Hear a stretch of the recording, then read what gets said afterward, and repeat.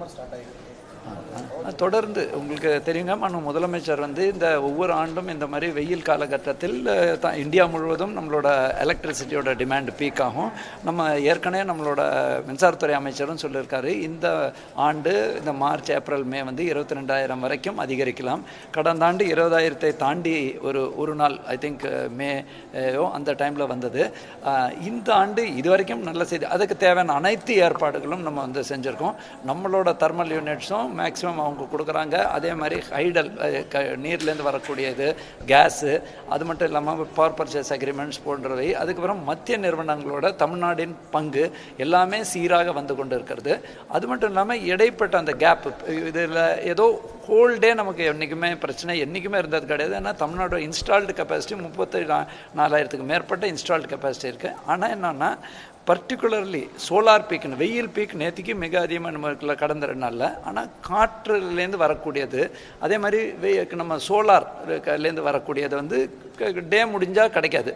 காற்று இருக்கும்போது தான் காற்று கிடைக்கும். அதனால்தான் நம்மளோட காற்றால் ஒரு பீக் வரும், ஒரு லைட்னிங் பீக்னு நைட்டு வரும் 6லேருந்து 8 மணி, அதுக்கப்புறம் நைட்டு 6லேருந்து 12 மணி.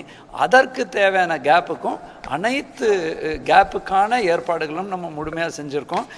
மத்திய அரசும் கூடுதலாக நமக்கு வந்து ஒரு 374 மெகாவாட் கொடுத்துருக்காங்க. எல்லாமே இது வரைக்கும் சீராக இருக்குது. ஆனால் மின்சாரத்தை பொறுத்த வரைக்கும் எப்போ எந்நேரத்தில் இருக்கணும் அதை நம்ம பார்க்க வேண்டியிருக்கு.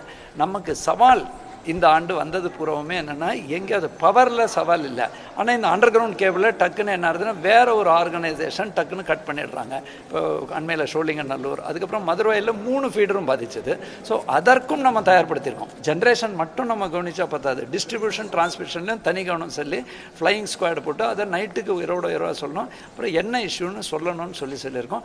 அனைத்துக்கும் அனைத்து ஏற்பாடுகளும் தயார் நிலையில் இருக்குது. இது வரைக்கும் நமக்கு இந்த மாதம் வந்து தொடர்ந்து எங்கேயாவது ஒரு பகுதியில் மழை பெய்வதனால் கடந்த ஆண்டை விட குரோத் கம்மியாக இருக்குது. நம்ம எதிர்பார்த்தது 6லேருந்து 9% கூடுதல் தேவைப்படும் மாதத்துக்கு மாதம்னு. பட் சர்ப்ரைசிங்லி இந்த ஆண்டு இந்த முதல் 15 நாள் உங்களுக்கே தெரியும், நிறைய மழை இந்த காரணத்தினால் டிமாண்ட் கம்மியாக இருக்குது. பட் வரும் ஒரு மே 15ஆம் தேதி வரைக்கும் நம்ம ரொம்ப எச்சரிக்கையாக இருக்கணுங்கிறதுனால 24/7 பார்த்துட்ருக்கோங்க.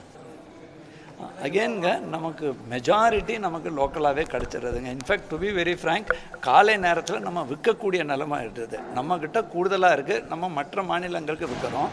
பட்டு தேவையான அந்த கேப்பு 4,000லேருந்து 6,000 வரைக்கும் தேவைக்கேற்ப, அது என்டையர் டே வாங்க மாட்டோம், அந்த தேவைக்கேற்ப ஒரு கேப்பிங்கோடு வாங்குகிறோம்.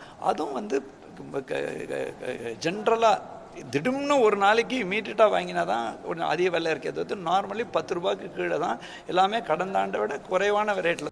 பிளே ஸ்டோர் மற்றும் ஆப் ஸ்டோரில் இருந்து பாலிமர் செயலியை QR கோடு மூலம் பதிவிறக்கம் செய்யுங்கள். செய்திகளை உடனுக்குடன் பெறுங்கள்.